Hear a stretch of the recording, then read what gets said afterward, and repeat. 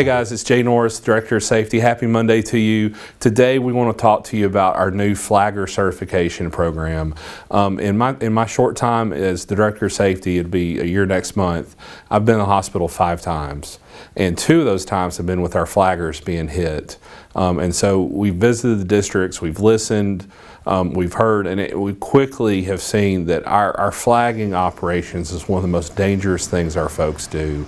You know, they're the front line of defense when they're addressing traffic on our 2-lane roads. So, you know, we have many miles of 2-lane roads. It's where a lot of our maintenance folks are at every day, taking care of routine maintenance. And so, you know, in the safety world for TDOT, you know, we're a niche business, is that, you know, the way we do business in traffic is always #1. That is our primary goal, is that we're going to make sure that our folks are safe and the public is safe when we're in traffic. And so with that, we've had a tremendous amount of new hires. You know, we hired 773 people in 2017, and we hope to hire 600 this year. So TDOT is getting younger by the month over these last couple years, and you know, and with that, folks aren't becoming trained. You know, some of them are, most of them are not. You know, the economy in Tennessee is so good, is that you're just having to get folks and get them trained and get them up to speed. So that's our job. That's something we need to be good at. And so in the past, flagging was it was a 1-hour class. It was you watch this ATSA video and someone's showing you how to wave a flag, and then you were sent out and you were good to flag.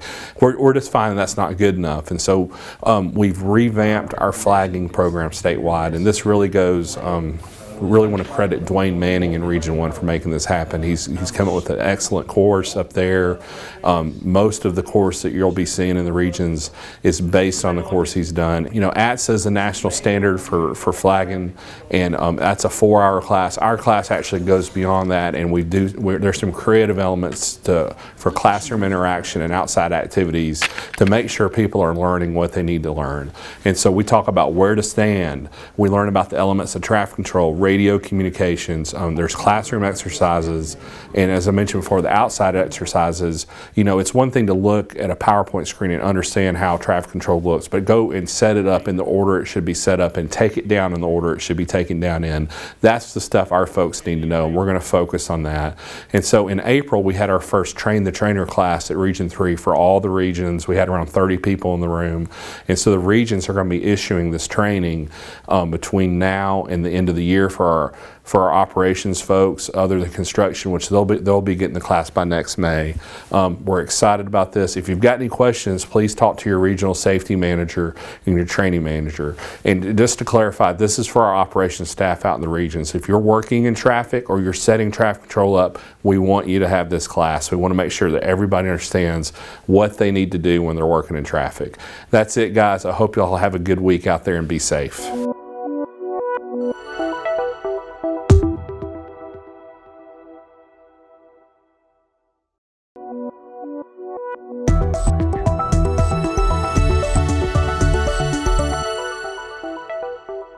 Hey everyone, Clay Caldwell here from the Headquarters Safety Office.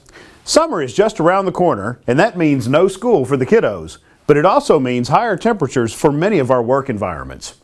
Not taking the summer heat seriously can lead to potentially life-threatening conditions. In fact, one of our own safety staff lost a family member to heat stroke just a few years ago.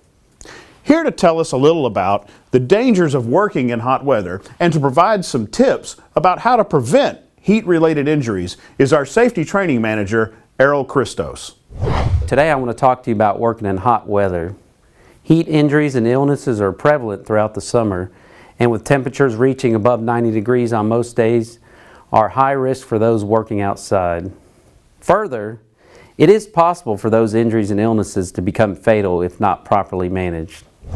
On average, there are just over 600 heat-related deaths per year.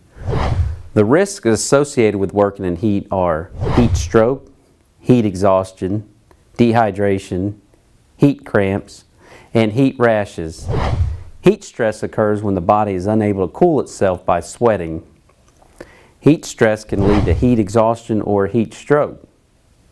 Symptoms of a heat exhaustion are headache, dizziness, lightheadedness, fainting, weakness, moist skin, mood changes, irritability, confusion, nausea, and vomiting. Symptoms of a heat stroke are dry, hot skin and no sweating, mental confusion or loss of consciousness, seizures or convulsions, and it can be fatal. We can prevent heat stress by knowing the signs and symptoms of heat-related illnesses, blocking out the sun or other heat sources with shade or clothing, take more breaks frequently in the shade, and at high heat you want to drink 1 cup of water every 15 minutes. Wear lightweight, light-colored, loose-fitting clothing. Avoid alcohol, energy drinks, and heavy meals. At first sign of symptoms of heat-related distress, ensure employees are attended to in order to prevent serious injury or illness. Some of the common symptoms of dehydration are lightheadedness, dizziness, muscle cramping, confusion, extreme thirst, and less frequent and dark-colored urine. If someone exhibits these symptoms, have them relocated to a shaded area and slowly sip on room temperature water. You want to avoid cold water to prevent system shock and rest until symptoms are no longer present. In the case that symptoms do not stop or worsen, seek medical attention immediately by calling 911. Also, please take a minute to download the Heat Index app provided by OSHA. According to OSHA, extreme heat exposure is a leading cause of death among weather-related hazards, prompting more than 65,000 emergency room visits annually. So please remember to limit your exposure time and increase your recovery time in cool, shaded conditions. Thank you for listening and have a great week. Please take these suggestions seriously and protect both yourself and your loved ones from the dangers of being in hot weather. Have a safe week and remember your 4.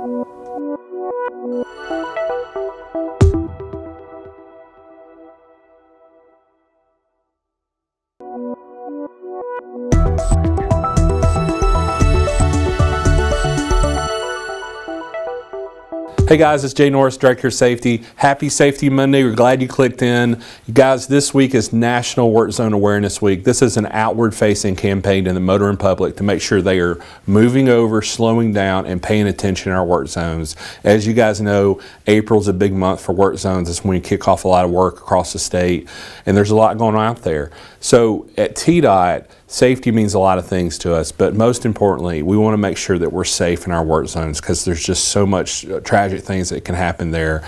My first day on the job was spent with a flagger being hit. A couple months later, we had another flagger hit in Region 2, and it became pretty clear quickly that we needed to focus our efforts on making sure that everybody understands what they need to do when they're flagging and how work zones need to be set up. So I want to take a time to talk to you guys about a story that happened back in 2006. There's a lot of things that happen in the department over years, and I think sometimes we don't do a good enough job telling these stories. Renee Johnson is a worker in Jackson County in Region 2, and this is a story about her as she was flagging one day. It was the most horrific thing I ever faced. Well, I went to work as normal. And he came through there like nothing was there. So I took my sign from this position to this, waving it, hoping to catch his attention. She told me when she was able to talk that she saw his face. She was mashed against the windshield of the van and the front grille. And she said he was more scared than me. She said, I can remember that. I can see that. I saw it. And she said everything went blank.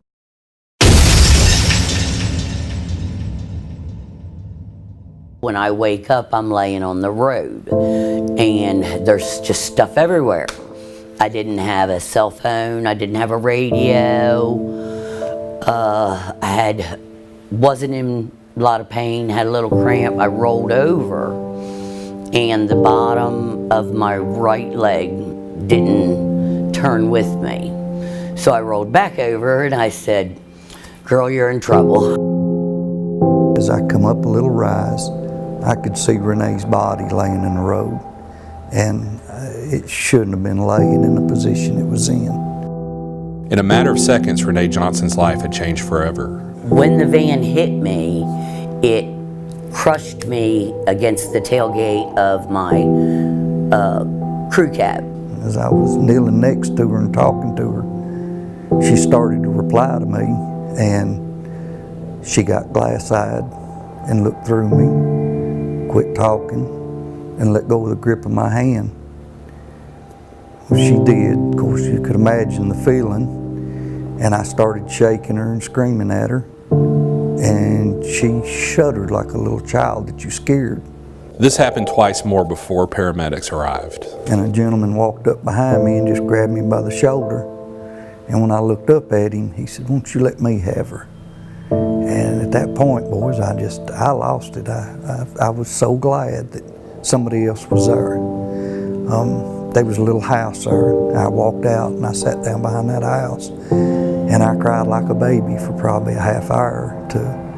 I couldn't quit. This is the left leg that they put the rods into. Renee showed me x-rays of just some of her many broken bones. You can see all the breaks. But it's the pain from sliding down the road she describes as the worst. They call it degloving, and it's taking all the dead skin and gravel and asphalt and anything that can cause troubles.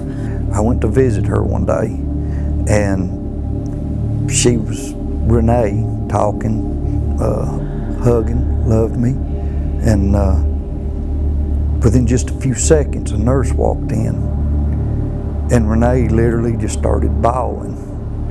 And I looked at her, I said, "What's wrong?" She said, "I'd rather have the accident again than to go through what I'm fixing to go through."